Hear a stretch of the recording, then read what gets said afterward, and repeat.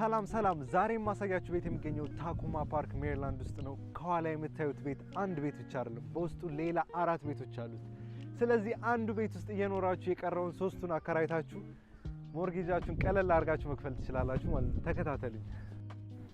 እንደዚህ አይነት ቤቶች ዱፕሌክስ ወይም መልቲ ፋሚሊ ሆም ይባላሉ። This is one of the easiest ways that we can invest in real estate. አብዛኛው ሪል ስቴት ኢንቨስተር የሚጀምረው ከዱፕሌክስ ነው፣ ምክንያቱም በጣም ቀላል ስለሆነ። ቀላል ከሚያደርጉበት ምክንያት አንዱ ቤቱን እንደ ፕራይመሪ ሆም መግዛት ትችላላችሁ። ያ ማለት ኢንተረስት ሬታችሁ ዝቅ ይላል ማለት ነው። ኢንተረስት ሬታችሁ ዝቅ አለ ማለት ደግሞ መንዝሊ ፔመንታችሁ አብሮ ዝቅ ይላል። መንዝሊ ፔመንታችሁ በሚቀንስበት ሰዓት የምታገኙትን ገቢ ወይም የቤት ኪራይ ሞርጌጅ የከፈላችሁ ትርፍ ብር ልታገኙበት ትችላላችሁ ማለት ነው። ያንን ቤቱን ለማደስ ወይም ሌላ ነገር ላይ ኢንቨስት ለማድረግ ትጠቀሙታላችሁ ማለት ነው።